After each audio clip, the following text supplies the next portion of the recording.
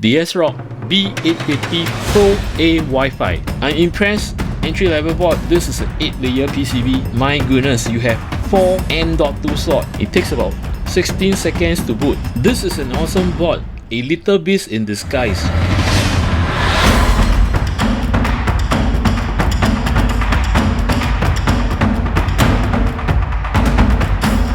Hi everyone, yes, another entry-level board, which to be honest, I've not entered into this territory as in like entry-level, because most of the time when all my motherboards overview, right, are mainly on mid-tier board.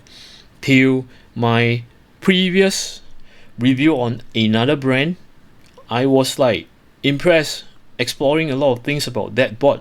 I find that that board is also as capable as a mid-tier board. So having to say this, right, it's a exciting thing for me, more challenging as in like to explore on what a entry-level board can do. With this say, right, I supposed to do two other motherboard overview from ASRock, which is this, the B850M Steel Legend Wi-Fi, and also the B850 Live Mixer Wi-Fi. But instead of doing this two board, which is provided by ASRock, thank you very much, I decided to do this instead. And I made requests from our local distro, as this was not provided by ASRock, so I got to loan this unit from Tech Dynamic. Thank you very much, Tech Dynamic. And with this say, right, let's begin. Now, the first thing that come into my mind when this arrived to me, okay, I don't even have the box, but when I look at the accessories on the menu page, right, I was quite shocked. At page 5, as you can see, right at the center, right, all the items are optional. I was like, are you sure?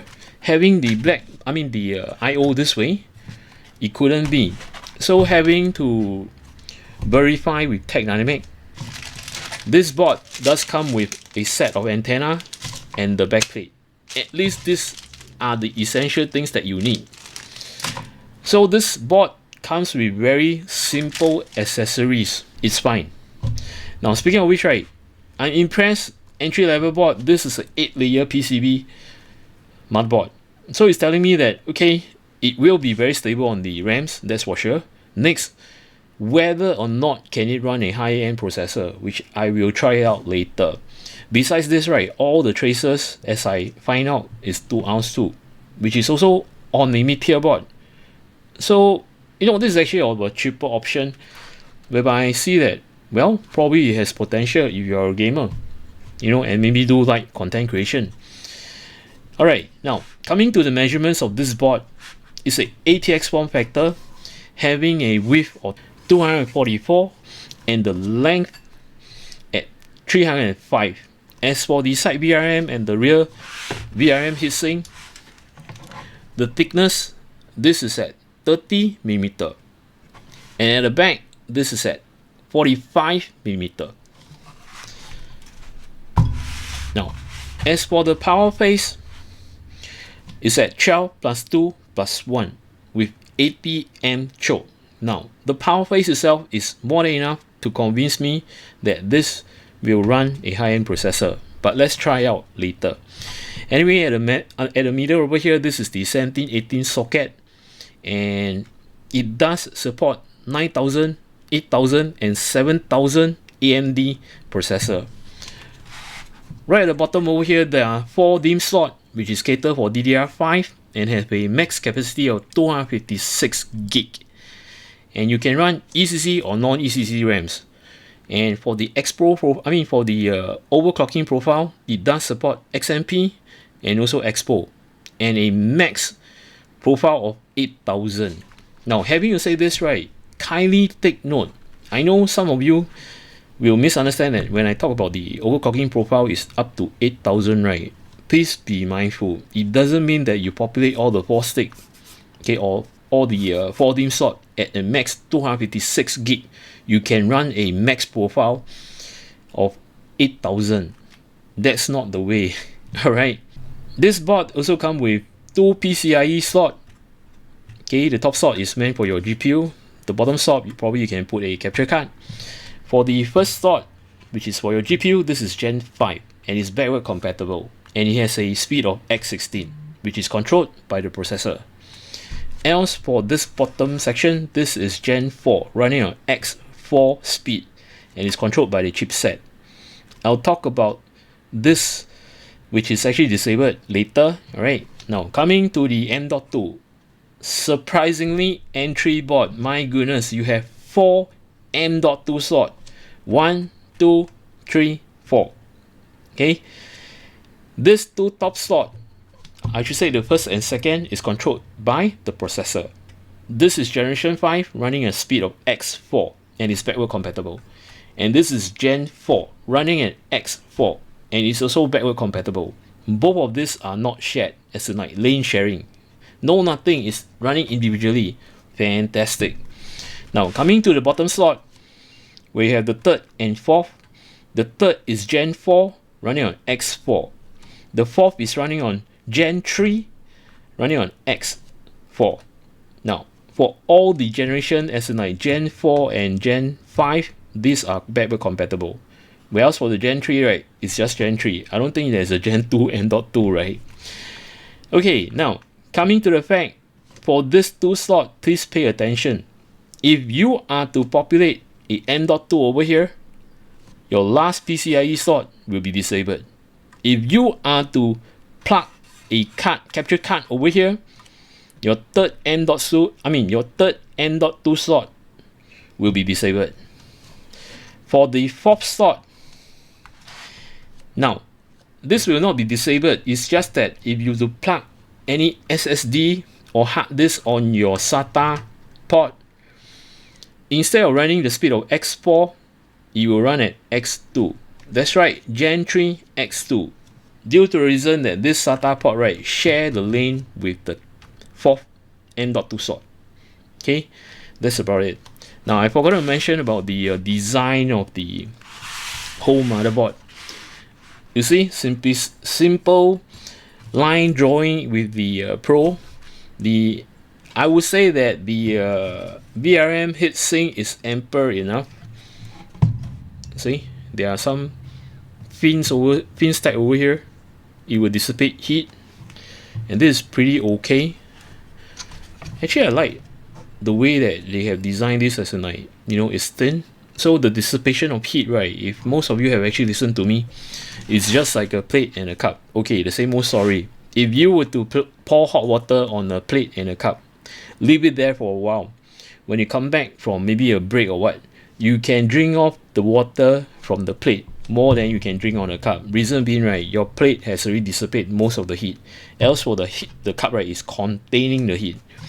So same concept apply to here. You have a flat plate over here, so this will dissipate lots of heat. Else for the side VRM heatsink, okay, it's pretty chunky too, and it does have the fins, which also will help dissipation of heat. And as for the M.2, now something to take note, this piece of M.2 armor shield, right, is not really that thick. So if you were to populate a Gen 5, right, I would advise you to make use of the built-in M.2 heatsink, which is beefier. Okay, purchase those that comes with a heatsink. Reason being, right, oops, see, this is not very thick, right? So this is actually one of the downside. Now, okay, I'm just trying to get a screw off. And one thing bad about this is that the screws are not captive on the M.2 heatsink, right? Hope that they can actually do something about it. ASRock. As I mentioned, right, if you are running a Gen 5 at the top slot, please don't use this, okay? Make use of something thicker. That will dissipate off the heat, and your Gen 5 M.2, right, will not throttle, right? I mean, you still can use this, it's just that you will your Gen 5 M.2 will throttle. If you're using Gen 4, right, not a problem, you can use this, okay? Because Gen 4 doesn't really generate that much heat. And for the rest, right, it's either a win-win situation or a lose situation. Some of you might prefer to have, you know, one chunk of M.2 heatsink, then you don't have to worry about the additional M.2 armor shield, because all this, right, they don't have a armor shield, so you might want to purchase the M.2 with the armor shield. Anyway, in fact, it's the heatsink. Anyway, even if you purchase that with the heatsink, right, it's not going to be very expensive. And bonus point is that you can choose how thick it is and such, so you dissipate heat. So that's one beautiful thing about it. This board does come with a onboard audio, which is making use of the Realtek ALC 897, and it does support 7.1 channel surround sound. As for the connection, this is meant for your front I/O headphone and microphone jack, followed by a legacy 12V RGB, which this is used in the past. And for modern technology, we use the ARGB strips or the ARGB fans, right? We use this 3-pin 5V connector. Alright, and take note on the color code, which is in gray, similar to the top, which is in gray. I have a reason why I have to highlight this to you guys. Now back to where I was. There will be two provided 2.0 USB header. Now notice this is only half of the 9-pin. This is the full 9-pin, but you still can use this port, not to worry. Now this is something really interesting. You have a T sensor, which you can use a sensor probe on this port to sense other devices, which I don't get to see this on entry-level boards. Then you have this UART1. Well, this is actually for external device to do some post reading and such. More advanced user will be using this. Now, as you notice, right, this is 3-pin. As earlier on I mentioned to you, right, the ARGB also 3-pin. So that's the reason why I highlighted to you that this is in gray. Same to the top, which is in gray. So don't misunderstood that this is actually an ARGB header, because it has 3-pin. Right? Take note, if you want to plug your ARGB to let the motherboard control, right, it's on the gray headers. Same goes to the top, and not this. Okay? Now, sorry, yeah, and not this. Now there are total of 3 4-pin PWM fan headers at the bottom, where it says chassis fan 1, chassis fan 2, and chassis fan 3. And right in between this is the clear CMOS pin. Next, you have this speaker and power LED. Now this is in the past. At the top right, the 4-pin is meant for internal speaker, okay, whereby we do not have the debug LED. We make use of the internal speakers. It's actually a small speaker that beeps. So having to rely on that, right? For example, let's say having VGA problem, meaning say your monitor got problem, it will just give 3 long beeps, or probably your RAM's got problem, it will give 3 short beeps. So this is actually what it meant for, but right now we seldom use. And at the bottom right, this 3-pin, these are meant for the legacy. Last time, during the old days, right, we have this 3-pin connector for your power switch, where your power switch, right, has a LED on it. So this is what it's meant for, but right now we seldom use, so this is actually redundant.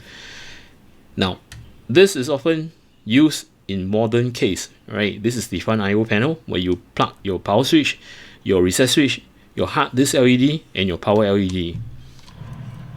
Moving to the front, you're given 4 SATA connection point. Now total you are able to connect 8 devices, 4 M.2s and 4 SATA, which is your hard disk or your SSD.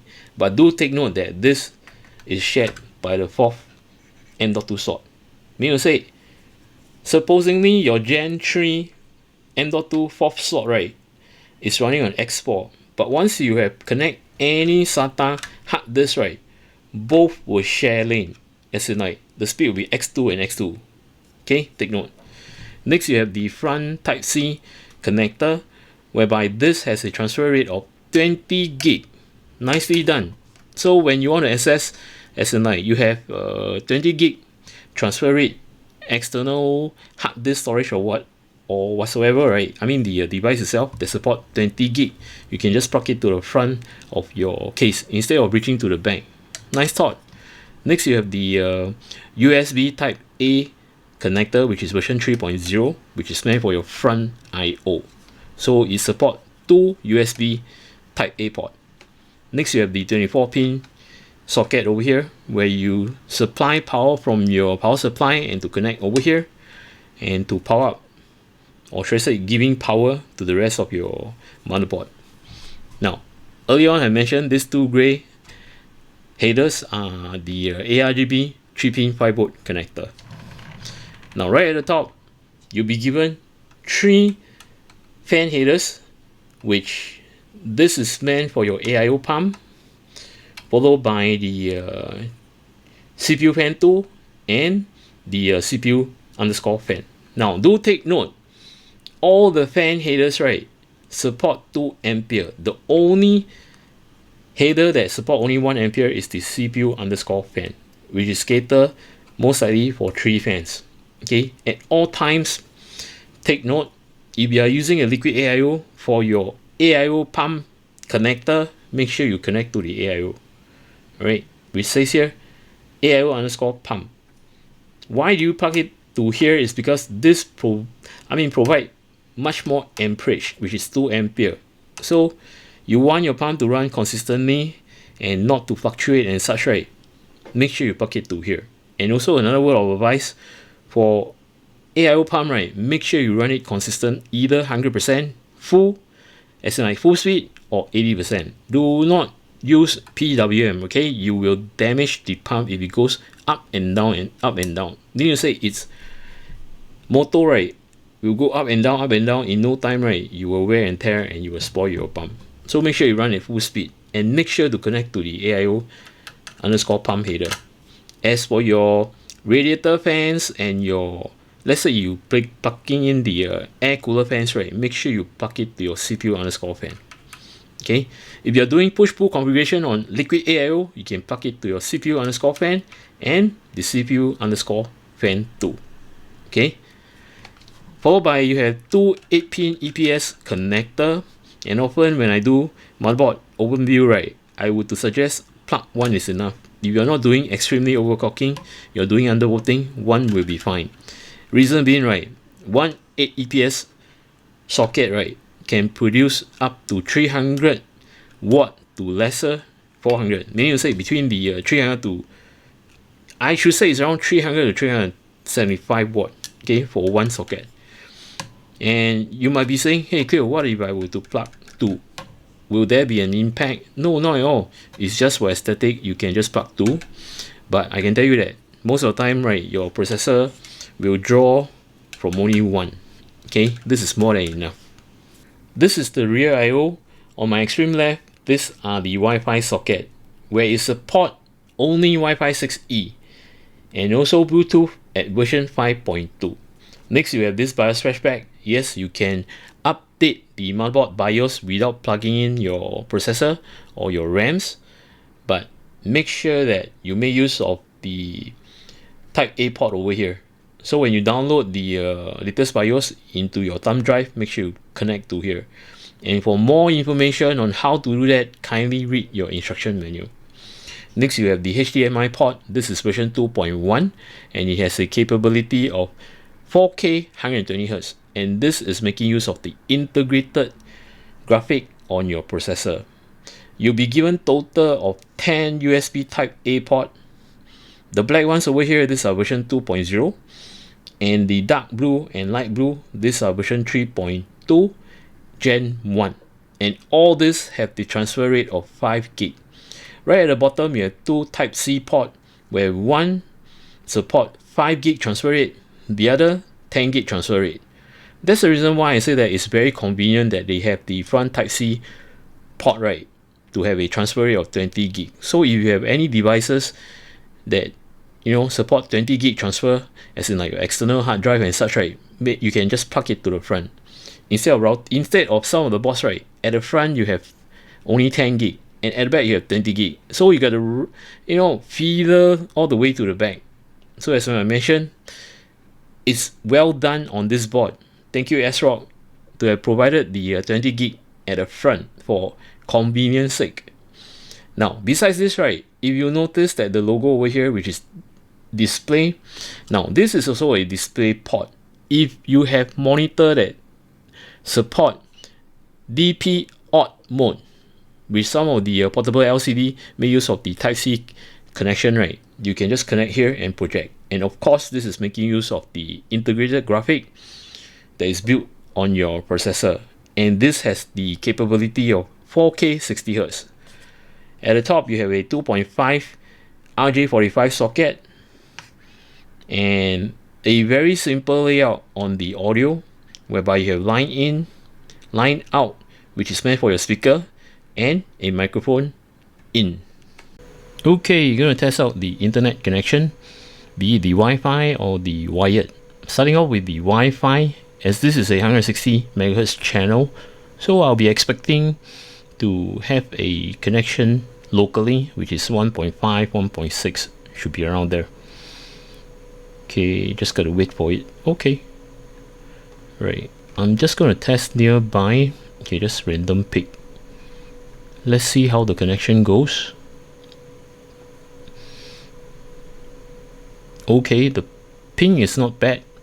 As expected, locally should be around 1.4 or 1.5, but this is getting 1.7. I guess today's network is not really that congested, so I'm getting this good results. Okay, I'm getting very consistent, even the upload. Now, I'm just going to test again to make sure that everything is, not by a sudden connection, or should I say enabling the Wi-Fi. Alright, the ping is not bad. Yep, getting consistent on 1.7K for download and for upload. Now this is local. Gonna wait for the upload. Yep, it's around there. It's quite consistent. Now let's try something further. Probably I would say, let's see, which is the furthest. Okay, probably I will try a Telecom Malaysia, 195 miles. Let's see.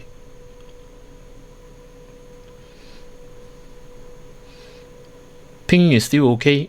Alright, I'm still getting a very good rate, 1.6, 1.7 for download. And let's see what's the upload.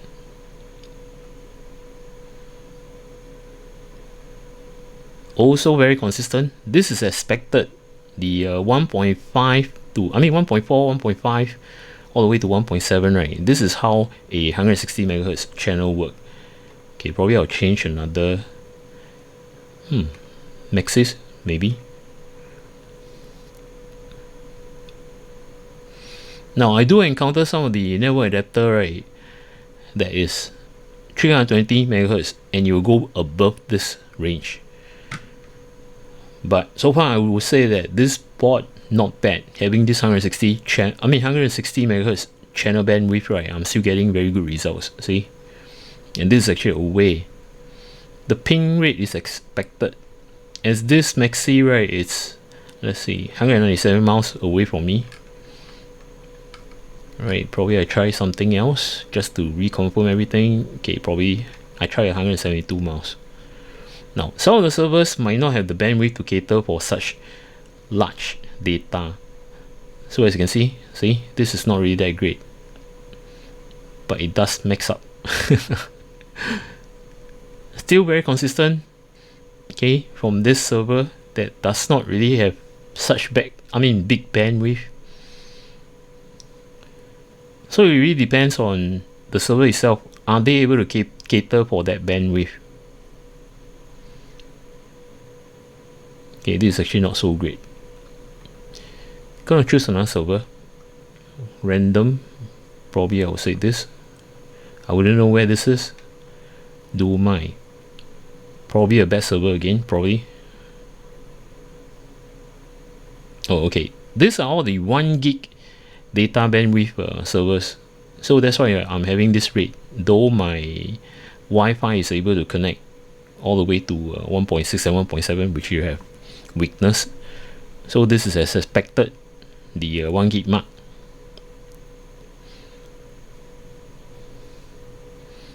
Not bad. It's quite consistent. Consider the 1 gig transfer rate. Okay, if I'm to do, let's see, just one more time, alright, Telecom Malaysia. Did I do this? I think I did. Okay, I would say try this. Kuala Lumpur. Mobile should be lower bandwidth if I'm not wrong. Oh no, okay. See, so long as the server does provide those kind of data, right, you will definitely get it. I believe this is actually a 2 gig or 2.5 gig data center, which allows me to connect to that bandwidth. So it's quite consistent. Gonna test again.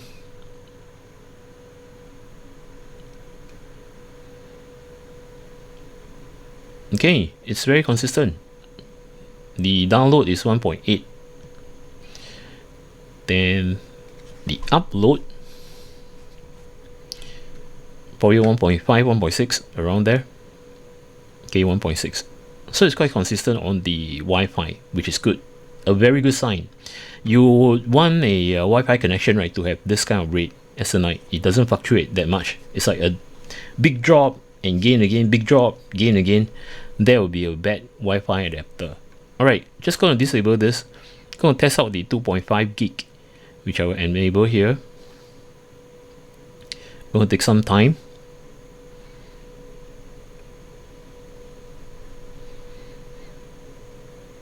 Alright, let's see. Okay, starting from my own country first.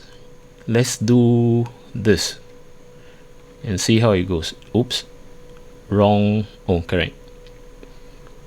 Good ping rate. See, a 2.5 gig port, I'm getting 2.3 gig. Not bad. And the upload is also the same. This is local. So just to reconfirm, test again. Sometimes when you reconnect to the, re-enable the adapter, right, there might be an intermittence over there. That's why I'm testing the second time. See, consistent. There are no drop rates, no nothing. Still hovering around 2.3K. Sorry, 2.3 gig.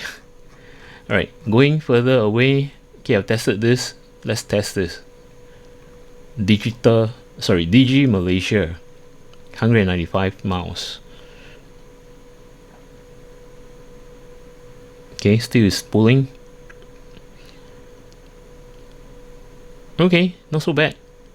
It's still at that point, which shows that this adapter is doing fine. It doesn't drop. That's good. Gonna try again, just to reconfirm.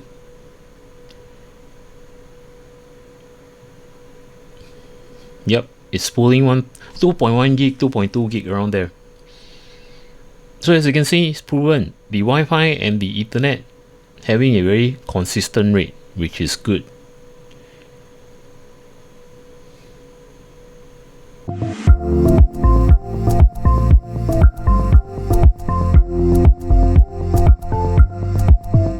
Now I'm just going to show you the RAM training timing. If you are changing platform from Intel to AM5, or you're migrating from AM4 to AM5, this is what you're going to face. For the very first time, when you want to boot to UEFI, having everything configured properly, and to boot into UEFI, that will take a period of time. This is only for the very first time. Now, before I begin, right, I forgot to mention that this board does have a debug LED located over here. So, in the event if you boot up and things that is listed over here, right, is telling you that which are the errors, so you can rectify the issue. Now, on my left, you will see a black screen. This is in fact connected to my motherboard, and once it reaches UEFI, right, it will project out at the black area. Okay, and over here there is a stopwatch. So what I will do is pressing the start button. Okay, this is the very first time pressing the start button. I will press the stopwatch just to let you see how long it takes to boot into UEFI. Here we go. At this period of time, if the debug LED stays that way, right, do not touch it, do not shut down the machine. As I mentioned to you, this is only for the very first time. It is verifying your RAMs, the profile, the cache latency and such, and the JDAC. So let it run. Right, probably it'll take about 1 or 2 minutes. And do take note, the higher capacity of RAM you place on the board itself, right, it will take a longer time. Take for example, for a 32 gig kit, right, probably it might take 1 to 2 minutes. Then for 64 gig, right, it will take even longer, probably about 3 to 4 minutes. Okay, right now it's actually cycling, it's verifying. See, it takes about 47 seconds to boot up to UEFI. Right, this is for the very first time. Now I'm just gonna shut this machine down. Okay, as mentioned to you, for the very first time it will take up this long to boot up, but once it's verified, okay, done, when you either restart the system or you shut it down and power up, or even when you're in Windows, right, when you do the restart, right, it will be very fast. Okay, right now I'm just gonna press this as I don't have to reset switch. Okay, my system is off. As you can see, the VRM fan is off. Now I'm just gonna reset my stopwatch, and here we go. As mentioned to you, the boot up time for the second time, right, once it's verified for the second time or subsequently, right, when you reboot from Windows, right, it will be very fast, and it will take a few seconds. Oh yeah, probably I will say 17 seconds or so. See, it takes about 16 seconds to boot. The moment of truth. Does this board able to handle a high-end processor? Well, that's a big question, as what I fitted in here is a 9950X Ryzen 9 processor, and making use of 32 gig King Bang RAMs with a liquid cooler coming from Arctic known as the Liquid Freezer 2 360. And on my right, this is where the liquid cooler radiator is, and the fans is located at the back, where it draws air at the back, pushing some air to cool off the motherboard area, things like your RAMs, the side VRM and the top VRM. Now with this said, right, I am taking this thermal results on a high-end processor at a room temperature of 30 degrees Celsius. Yep, that's right, I'm coming from a hot and humid country. I didn't turn on my aircon.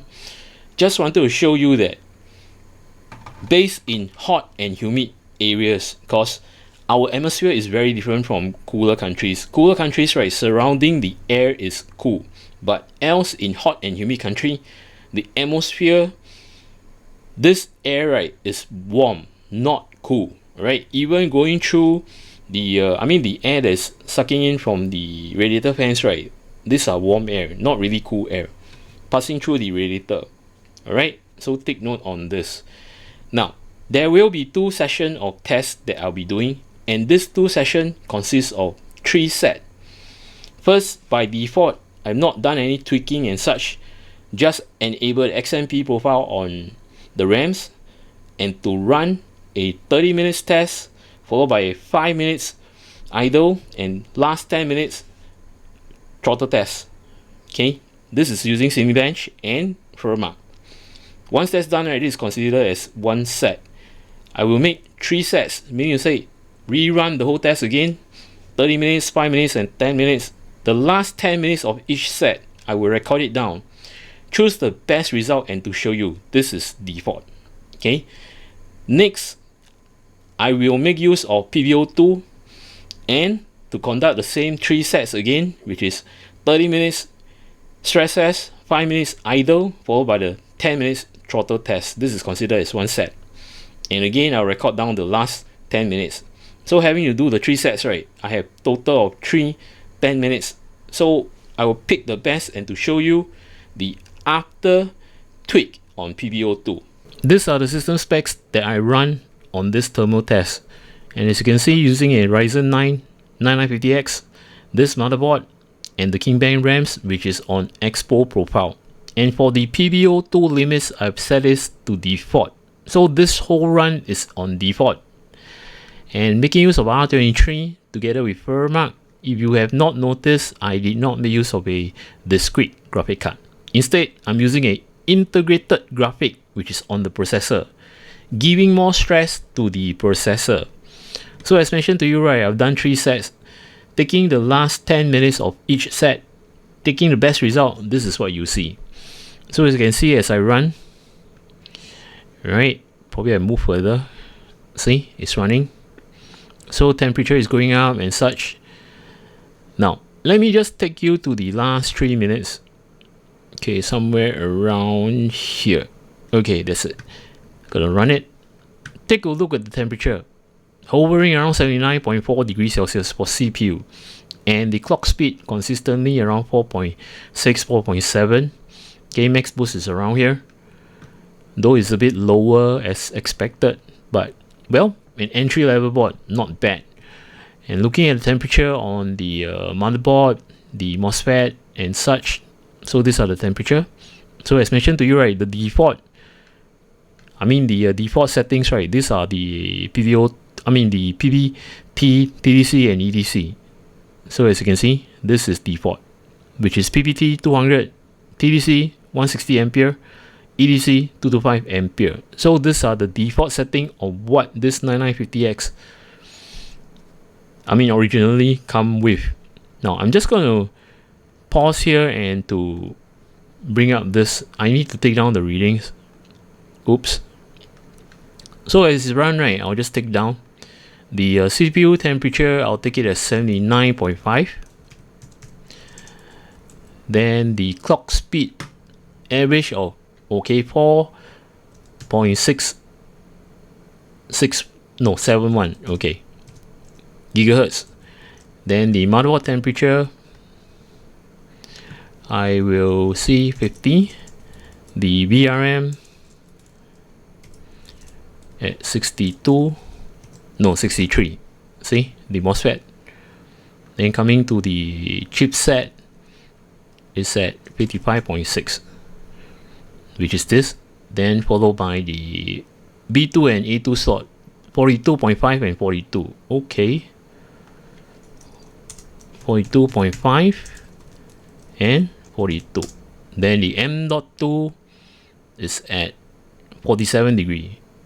Okay. Now, of course, at the end of the run, there will be a score. Okay, let me just take this down first. And the score, let's see. Let me pull it all the way. Okay, see, it's consistent. The all these are consistent. All right. And this is the result. So the result is at 39017K. Okay, so this is based on default, but do take note that since it's an entry board, right, look at the graph over here. As you can see, it's dipping. It's not really that consistent. In fact, the board is trying to struggle. Not really struggle a lot. It's still very consistent. It's just that by default, right, there are some areas that it will drop. See? Okay, now on with the my own tweak. See, these are the settings that I've done. As you can witness over here, right, see the PPT, the TDC, and the EDC. Now, for some reason, right, I can't push any further on the TDC. When I set it to 220 and such, right, it will still stay at 195. I guess this is actually the limit of this motherboard. So it's 195. And having a curve optimizer of -25, as you can see over here. Then the V-core offset, I've set it to -0.1 volt. Now I have touched the curve shaper too, and curve shaper itself, right, not going to go in depth. If you guys are interested to know how to tweak the curve shaper, I will leave the documentation from another content creator in my description, so you can just click, and he does have a very good explanation of what curve shaper is all about. And credit to Skater Bencher. Yep. All right, for curve shaper, right, it's quite simple. It comes with certain frequency, which is low. Then you have the mid and such. So I'm taking only this three, which is the mid frequency, the high frequency, and max frequency. And each frequency have 3 different temperature point, so that you can tweak. So as you can see, right, this is on low temperature, this is mid temperature, and this is on high temperature. So on this mid frequency, I've done 3 points on the curve shaper. Same goes to the high and the max. with this say, right, I'll let it run. Okay, starting, nothing much to see, so I'll just drag to the last 3 minutes. Okay, probably around here, I guess. Yep. See, the temperature pretty well, 77 degrees, even better than the previous. And all this, I'll write them down so that you can do a comparison. And amazingly, look at the frequency, it can hover at 4.9 and max boost of 5.5. Okay, so with this say, I'm just going to take down the readings. So the CPU temperature is 77.1. Okay, I just put 77.1, and the average base clock that is running is 4.936. Yep, I'm just going to take the lowest value, or maybe should I put? Okay, I'll just put 4.946. 4.946, and the motherboard temperature is at 50 degrees Celsius. Okay, it's the same. The MOSFET better, which is 60 degrees Celsius. Then the chipset, 55.6 is the same. Then for the DRAMs, DDR5 RAMs B2 and A2, 41.5. The other one is 41.2. Okay, then my M.2. Oh, by the way, for the M.2, I'm testing the armor shield, original armor shield, or should I say original heatsink from the motherboard, and I am using a Gen 4 M.2. Okay, and as for the score, I will just drag to the end. Okay, this is the score. Now, to tally my results, whether this entry-level motherboard can sustain the, or should I say can handle the high-end processor, I can say yes and no.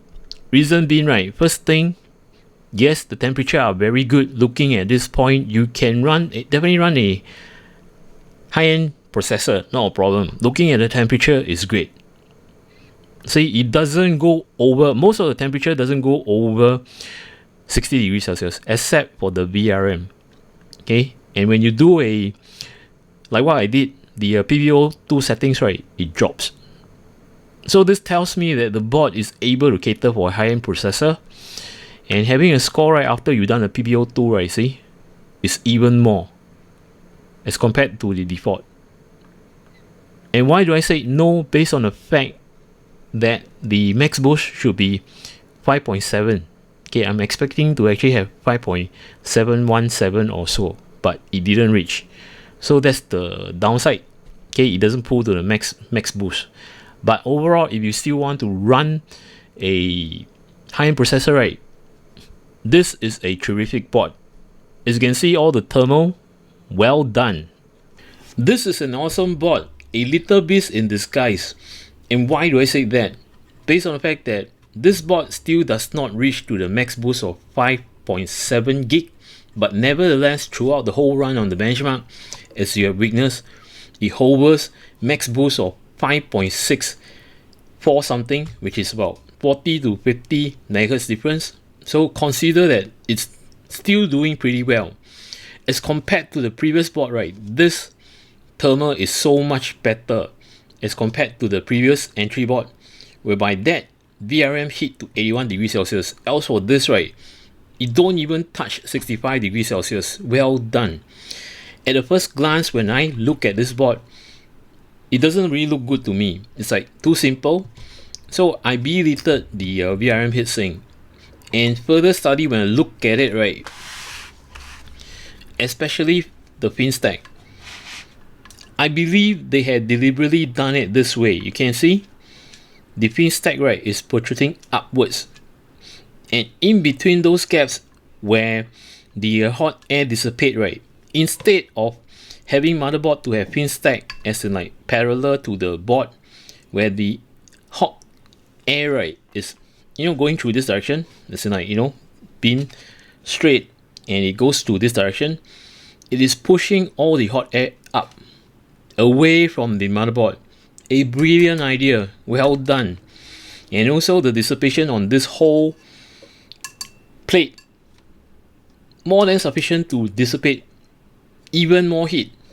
I just wish that they have a chamber pipe from this connected to here. Probably that will even cool down further. Now same goes to this side VRM.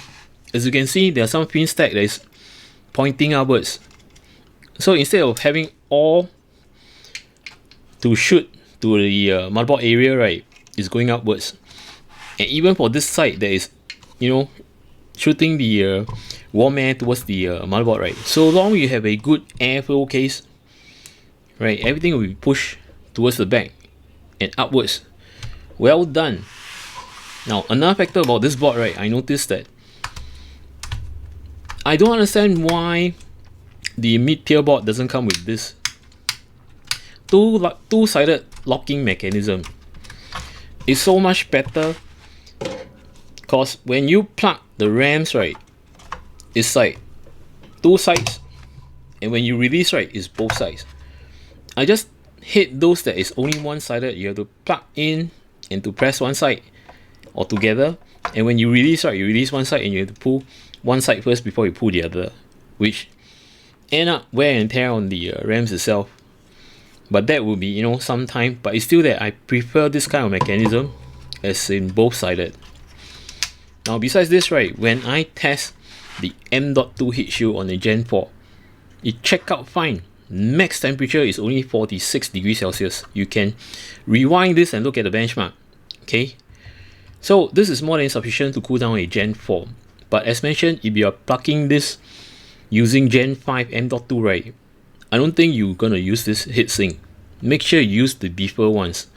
And speaking of which, right, some of you might like and not like.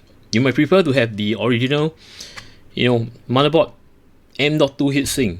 But for me, right, it gives you a choice to plug whatever design M.2 heatsink you wanted. Now, take for example this. Now, this is actually gunmetal. They do have the black version to match this. So imagine with this mirror and the black version on all the slots. Okay, just imagine. It will still look good.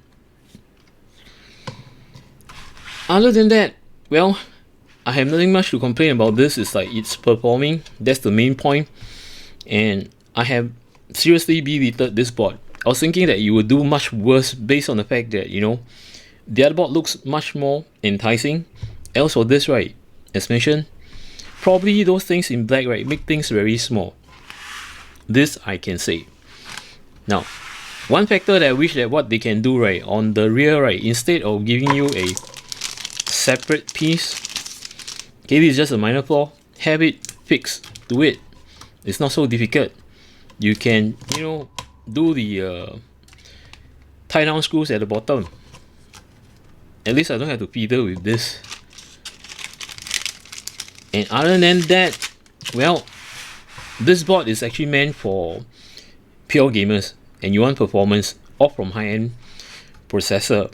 But if you were to cater a 9800 X3D or even a 7800 X3D, right, it will be fine. It will rock.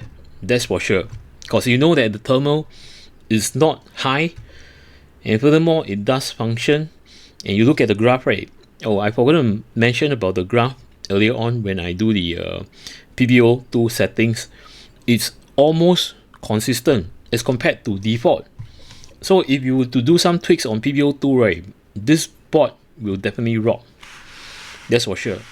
And amazingly, at this price point, right, it's much cheaper than compared to the previous entry board that I've tested. And that was a 6 layer. This is an 8 layer. That's the difference. Cheaper but better. Okay, now I would like to answer one of the questions before I conclude certain things about this board. Oh, before I talk about that, I missed out something. There is another 4-pin PWM fan header at the back. This is good for your rear fans. So take note on this, and there are TPM module over here, which I've forgotten. Take note. Other than that, everything seems to be rock solid. I have no worries if I were to purchase this board, to be honest. And for content creators, right, well, this board might not meant for you, but if you're doing like content creation and you need to transfer fast rate, as in like having external hard disk, having the transfer rate of 20 gig and such, right, you still can use this board as there's a front 20 gig transfer rate type C port. Else, you don't have to worry of plugging the 20 gig device, right, at the rear of the type C port. Minimum of I should say minimum of a Gen 2 times 2 port, or sorry, 3.2 Gen 2 port. I wish that all this are Gen 2 instead of Gen 1. So that's the only issue that I have. Other than that, let me see. The Wi-Fi worked out very well, but not really that fantastic. I mean, to me, but some of you is more than enough, sufficient enough, especially on the LAN connection, which is 2.5 gig. And for those of you who actually hunger for more, right, regarding about the Wi-Fi itself, right, for this, if you have it at 320 megahertz channel bandwidth, right, you will yield better results, like what the other entry board have done, as I show you. Okay, not going to mention that. Now, okay, to answer one of the question, in fact, some of you have asking me this question again and again till I really do not know what to answer you. That is, Kyo, why are you using these ugly RAMs from King Bang? Well guys, this was introduced to me last year from King Bang, and I've been using it again and again. It doesn't fail me at all. Whatever board that I throw into, it will just run. And the cache latency is superb, which is CL28 35 35 76 at a max bus speed of 6000. So you can witness all my motherboard overviews, right? I've been using this to test on the RAM timing, the benchmark and such. Even on Liquid AIOs, I'm using this pair of RAMs. It doesn't fail me at all, which is great. Alright, with this said, I'd like to thank Tech Dynamite to have loaned me this unit, which is the ASRock B850 Pro A Wi-Fi. And for those of you who are actually new to my channel, welcome to my channel. If you like my content, do remember to subscribe and to click on the notification bell button. Now, do not go away, alright? As starting from today, the format of how I introduce the UEFI, right, it will always be at the end, after what I have think about. I mean, sharing with you with my thoughts about the board. Okay? So anything got to do with UEFI, right, that is very lengthy. And some of you have already mentioned to me that, Cleo, don't put the UEFI configuration at the front. We just want to know the conclusion. So I've decided to do that. So if you guys are interested about how the UEFI looks like right after this, okay?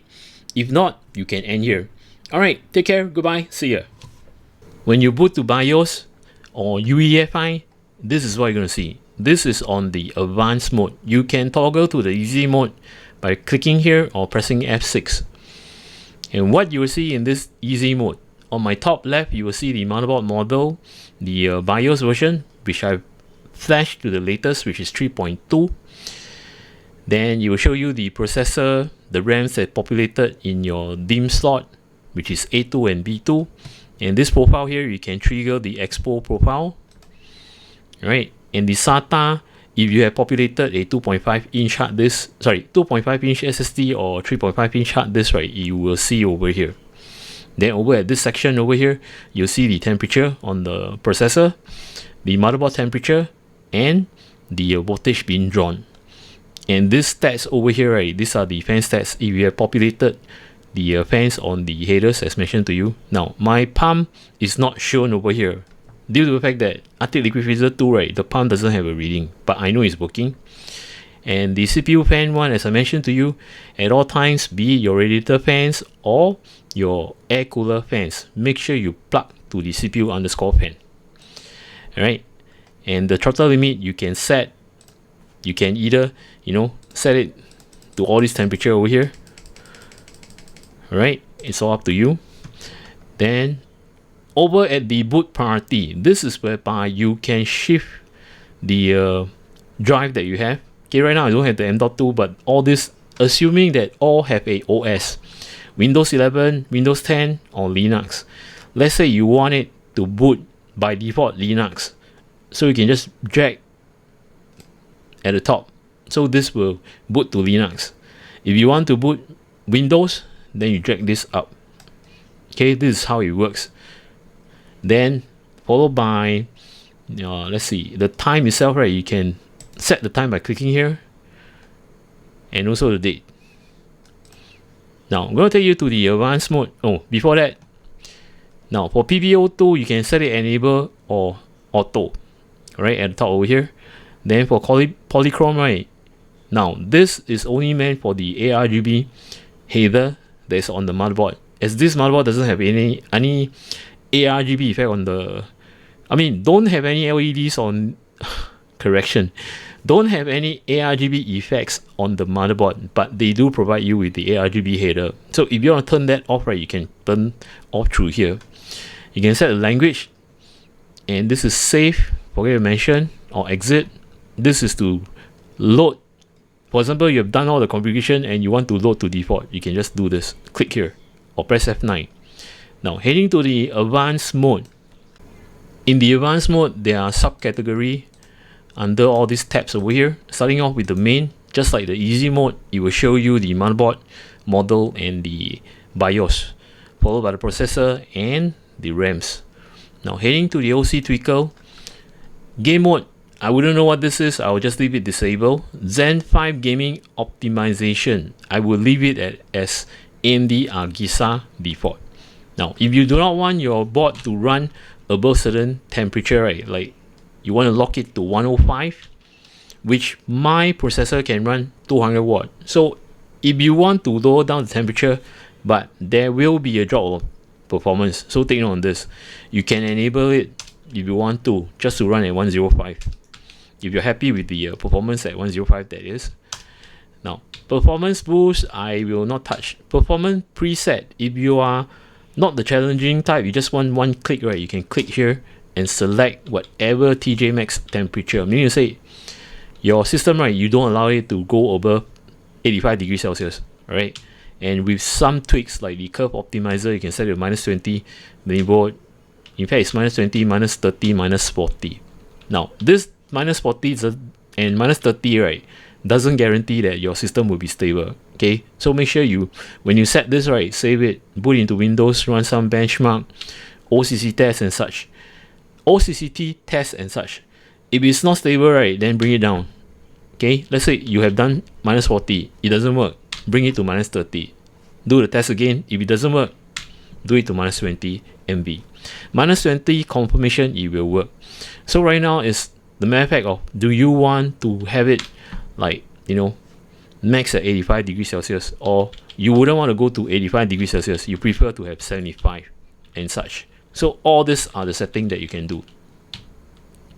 Now performance, platform thermal throttle, you can set this also according to the degrees Celsius, see? So it's all up to you. Next will be CPU clock, overclocking. Okay, you can customize, you can set the CCD 0 or CCD 1 depending on your processor. For mine, I have 2 CCD. Else, if you have 1, right, you can set CCD 0. Okay, but at all times I'll just leave it. GFX, overclocking, this is only the integrated graphic on your processor. Most of the time we will not touch this. DRAM frequency you can set. See, if you know that you're in DDR5 6000, right, you can just set it this way. Then you can just configure the rest over here. But I will not touch this at all. I'll just leave it auto. The thing that I'll touch will be the expo profile. Looking at the DRAM profile configuration. See, one thing good about ASRock is that they do show you straight. You don't have to go sub-menu like some of the motherboards, right? You have to go info regarding about the RAMs and such. It will show you down here, what do you have? Oh, you have the expo profile, see? And you have the XMP profile, and even with XMP5. interesting. So you can just, under this DRAM profile setting, you can click on it and to set accordingly. Now this is an AMD platform. My RAM have dual profile, which is XMP and Expo. I will just run Expo. This is meant for AMD. Okay. Next will be DRAM timing. If you are challenging enough, you can set up to you. These are all the cache latency and such. Right. I'm not going to touch this. The rest, this I will not touch, based on the fact that I know that my DDR5 is running on 1.45 volt, so it's perfectly alright. That is in red right now, as you can see. Then this standard 1.8. The VPP voltage is always 1.8. Okay, you don't have to touch it. Infinity Fabric by default you will set to 2000. If you are running on a 6400 megahertz bus speed, right, you can change it yourself manually. In fact, most will go 2133 after, when you have a 6400 bus speed RAM. Then for the DIF, this is actually 1:1 ratio, which is set for you. And if you're having RAMs more than the bus speed of 6400, right, you will need to run 1:2 ratio, which is of a disadvantage. Most of the time, I would prefer to run AMD platform, right, with this range of bus speed, which is 6000 to 6400, and having a cache latency, alright, having lower capacity RAM like 34 gig kit and 48 gig kit at a bus speed of 6000, having a tight timing of either CL26, CL28, or CL30. Else above the capacity of 48 gig, right, I would say 64 gig, 96 gig that runs on the bus speed of 6400, then probably the cache latency will be around CL36, 38, or even CL40. Okay, next will be this. Okay, all this I leave it as it is, except for this SoC U-Core overclocking voltage.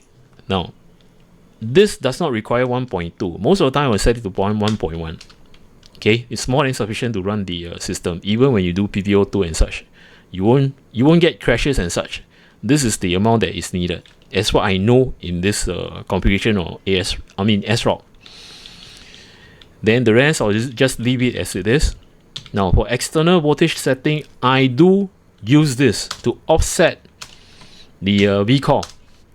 Okay, I'll just do offset V-core and I'll just minus all the way to minus 100. ASRock have this wonderful thing whereby it's the only board that allows me to do minus 0.1 volt. The rest will be like minus 0.05 volt. As why I say ASRock can do that, right? See this? This is mini board. So if you do volt, right, it's 0.1 volt. And for load line calibration, right, it's a no-brainer. As you can see, there are only 3 levels. So I'll just set it to level 2. The rest of this I will not touch at all. Okay, I'll just leave it. Okay, this is done. What else? Okay, next will be advanced CPU configuration. You can set all this up to you. The TPM module and such. But at all times when you want to install Windows 11, right, leave this as it is. Do not touch. Okay. And for SMT mode, now this mode you can disable for those using 9800X3D and such. You just want more FPS and such on single core, you can just disable this. But for me, I'll just leave it auto. PCI-E configuration, this is where you set, let's say you have a, in fact not say, let's say you have a discrete graphic card. Make sure that the resizable bar and such, right, is enabled. See, it's all enabled by default. Okay, you can actually check just to make sure.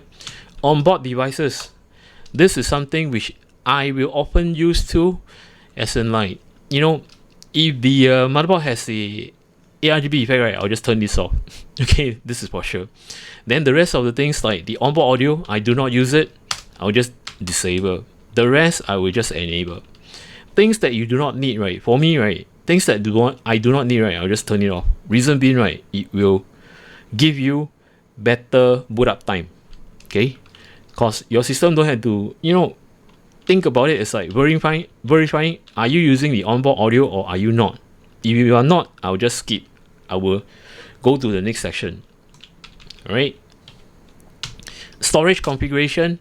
Now if it happen that you have SATA drive, as in like the 3.5 inch SSD or the 3.5 inch hard disk or the 2.5 inch SSD, right, do yourself a bit favor. If you want to unplug straight when your system is on, right, I mean under Windows, right, make sure you set the hot plug enable, so that on Windows itself you can eject that hard drive and can just pull it off from your SATA and the power source directly. Okay, so this is what it meant. So kindly do not unplug while the system is on when you have this UEFI set as hot plug disable. Okay, take note on this. This is very important. Next will be ACPI configuration. I know I've said this thousands of times. I've set this to enable. In fact, by default, it's enable. This allows me to remote control to my PC using my smartphone, but you will need a wired LAN to do that. Alright, USB configuration, I will not touch. Leave this as it is. Trust computing, this is just to show you what are the security and etc., which I won't touch. AMD CBS, okay, just to go through what they are. Okay, these are the configuration. You can set the C state and such. Okay, people set fetcher, I wouldn't know what this is. Prefetcher, yep. Then DF common, okay, just to show you. Seriously, I wouldn't know what this is for. Okay, sorry, back to CPU common, right? In fact, I didn't show you the enable. Oh, okay, this is the SMT control. Probably you should actually set it here. Then this is this. Core watcher. No idea what this is for. To bring it down, well, there are tons of settings you can actually do here, which I have not touched.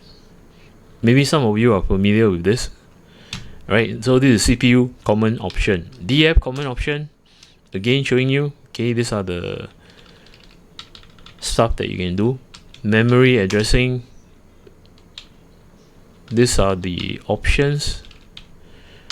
ACPI, okay. UMC common option, DDR options.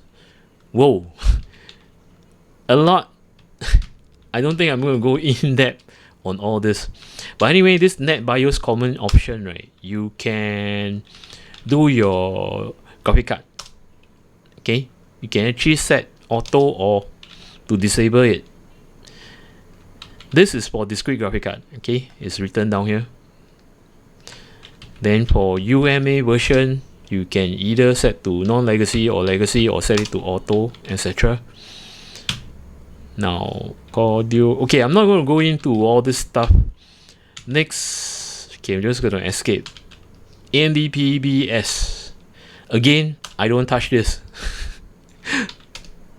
Alright, I have no idea what this is for. Yep. Oh wait. AMD Common Platform Module. Okay, these are the I wouldn't know how to pronounce this. Right, that means to say you actually have to speed. I mean, you want to speed the lane as in X8 on your PCI-E slot. You can come here and set. Okay, then for the configuration, right, I will also do this. For the first slot, I will set it to Gen 4. I know my discrete graphic card will be Gen 4. Unless you're using Gen 5, you can set Gen 5. Alright, then for this M.2, right, if you have populated everything, you can configure. Okay, as in which generation, then followed by the M.2 too. I mean, when you enable, right, you can set the generation 2. Then for the rest that follow, okay, this M.2_1 and M.2_2, these are controlled by the CPU. Okay, so that's why you need to enable it and to set the gen. Else for the rest of the chipset, which is the M.2 third slot and fourth slot, okay, you can set this too. But do take note, Okay, for M.2 fourth slot, even if you set to Gen 4, right, it will not work. It will just stay at Gen 3. As I mentioned to you, the fourth slot M.2 is Gen 4. I mean Gen 3. Alright, this is RAID mode. Not going to touch. Now, come to the most interesting part, which is AMD overclocking. I often use.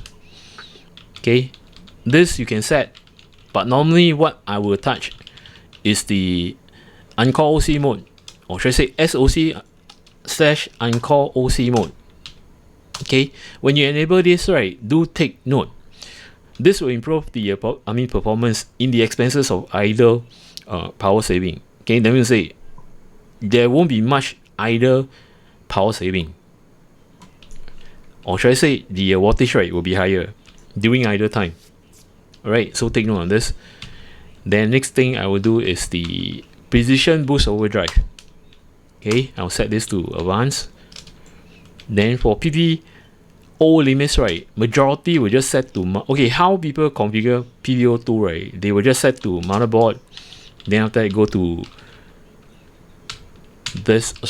this, and set this to 10x.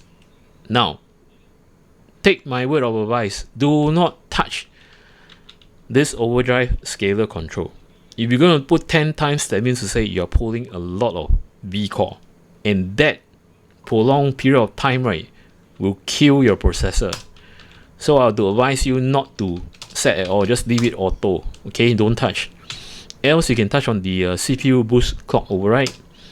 You can set it positive, and some of you will just go to the max 200, but I will give some slack. Test until your system is stable from Prime 95, from old CCT and such. Okay, I will run this based on the smoothness of how it loads and such. Most of the time I will just set it 100. That's all. Right, some will be more challenging, 175 or maybe 200 to the max. But for me, right, I will just set it to 175. I mean, sorry, yeah, correct. No, 100, sorry. Reason being, right, I find that this boost thing, right, it's trying to push your processor. And when I'm dealing with workload and such, right, I don't even want to set at all. I'll just set it to auto. Okay, I'll just disable this. Alright, curve optimizer for the graphic card, which is your integrated graphic, which I will not touch. Curve optimizer, yes, I do. Now, for single CCD, right, you can set all core, having negative, and I know a lot will just 230. Now, in the long run, right, having lower, the lower current drawn, right, might hurt your processor. I would advise do it moderately. If you can run 30 at a stable, at a stable rate, after you've done the test, maybe on Cinebench, on OCCT, or even the Times 5, right, don't leave it as 30. If you can run at 30, don't leave it as 30. Do 20. Okay, this is on a safer bet, so that your processor will have sufficient current to withstand and to hold on to the clock frequency. Alright, now this is only for 6 core or 8 core processor having the all cores. You can also do it per core if you want to. Right, this is very tedious, finding the right spot. This will take hell lots of time, core by core. Now, if you are having the processor like myself, having both CCD 0 and CCD 1, it's more advisable that when you do the curve optimizer, right, to have per CCD. Okay, set it both negative, as you can see here. Now, for CCD 0 will be stronger. So let's say, for example, you set 20. Okay, for CCD 1, right, is weaker. Can set it to 15. Alright, just the magnitude is just -5. Alright, if you're doing, let's say, 15, right, then this will be 10. Okay, and this also depend on your processor, how good the bin is. But I know that this I can do 30, 25. Okay, but as to round out, right, I'm too lazy to split this way, so I'll just do all core. Since all is able to do 20, I'll just set it to 20 or -25. In fact, this can do -25. Alright. Curve shaper, as I have mentioned to you during my benchmark, there are this frequency over here, minimum, low, mid, high, and max. And when I say about the 3 different points, right, it's in fact this, starting from I will just take, for example, this 3 set, alright. As you can see, right, mid have low temperature, mid temperature, and high temperature under the mid frequency.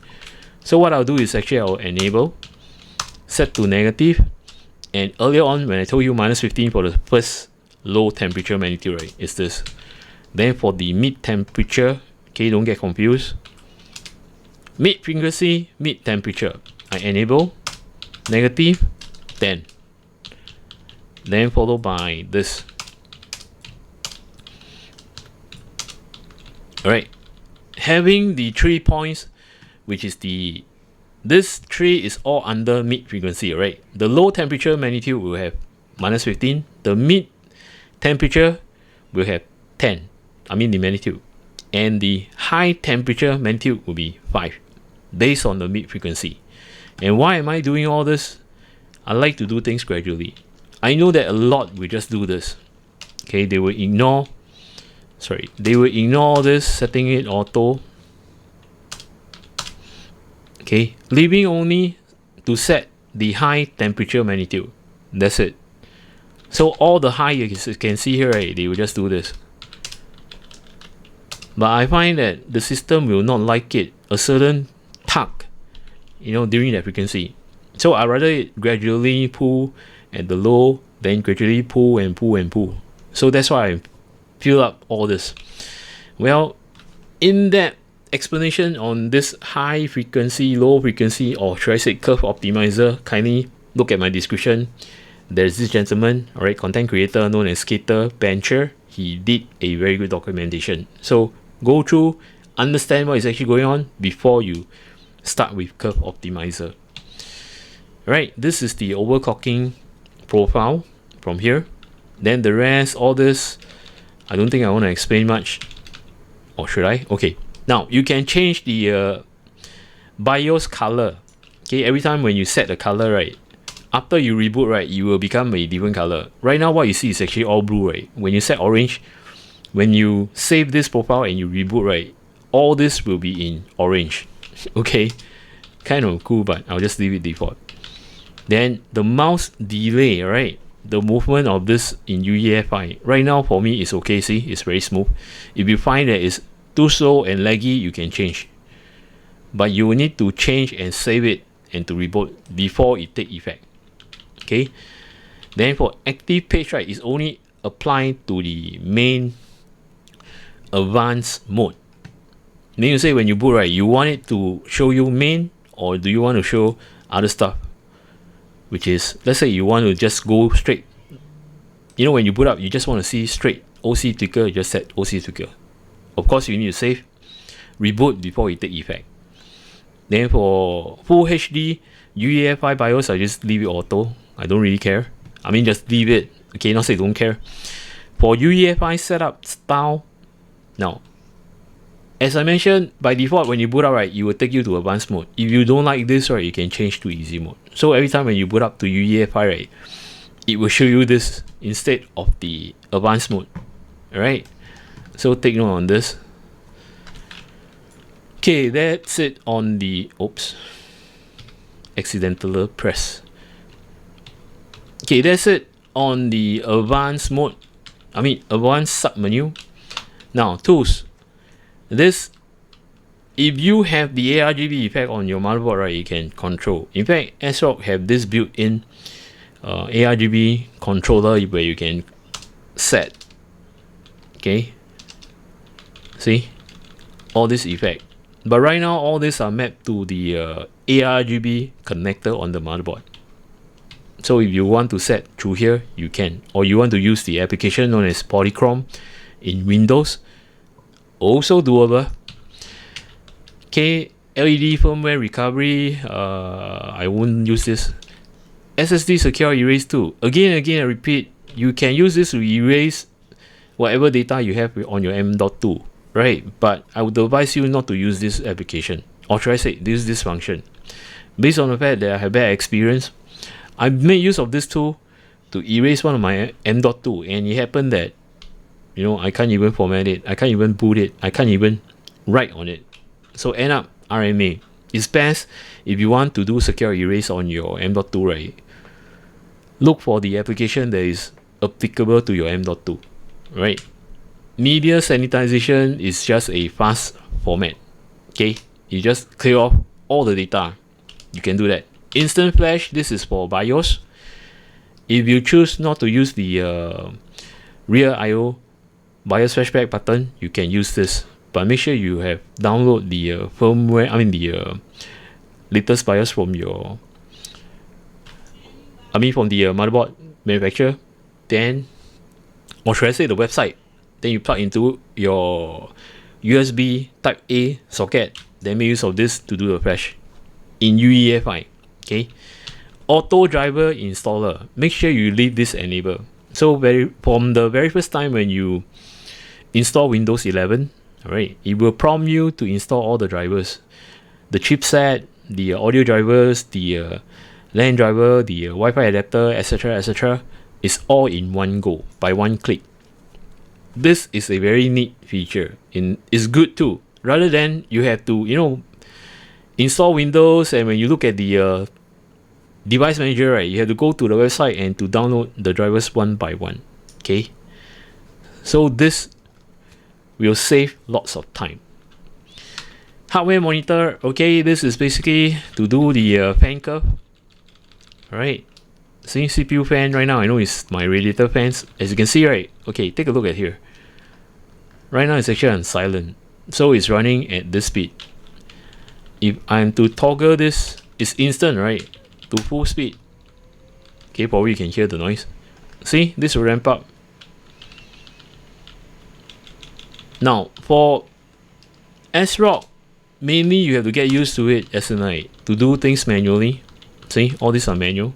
So imagine that this is you decided to place this as a pump, you can set to water pump and to set accordingly, right? Full speed, etc, up to you. All these are pretty manual work. And of course, when you, let's say set the case fan, right, to PWM mode, let's say, and you can set their own profile, like performance mode, or you can set customize to have the temperature and the percentage of your fans ramping up. So you can do that. And what to monitor when you trigger all this curve? I would say all of them set it to CPU, best and safest. Right, not gonna go through everything. Okay, as you can see, my water pump AIO, the header, you can just set. Make sure you don't use PWM and just to customize, alright? Make sure that your pump is running at, I would say, at max speed, or even set to 80%. If you want to set it to 80%, go to custom. Okay, this is actually CPU. Then you can set 50 degree, etc, you can set it to 80. See, all this will be, as you can see, the percentage to toggle, to trigger the pump, right, is all 80. See, so make sure you do this. Run consistent with your pump. Alright, next, security. Now, if you have done all the settings and you wouldn't want your siblings to, if you're sharing with your siblings and you don't want them to touch your configuration, right, you can set a supervision password. Only you yourself can enter the UEFI. And if you do allow your siblings to touch your computer and to configure their own UEFI configuration, right, you can set a user password for them. So it's actually a separate profile. Next is the secure boot. Now, if you are playing with Lorian, you will need to set this to custom. Okay, if not, most of the time you should be under standard. But since they put default custom, I'll just leave it. Just take note that if you want to, reformat your hard disk and such, and when you're, for the moment, playing Valorian, Okay, make sure you come back to here and set it to standard and to format. Alright, don't leave it as custom, because when you leave it as custom, right, you might or might not be able to refresh your M.2 or to reinstall your OS. Boot, the priority, as I mentioned to you, I drag and drop at the EZmode. Down here you can select. Okay, see, CSM, I wouldn't play with this. These are legacy stuff. The rest I will leave it. I will not touch it. A lot like to do certain things.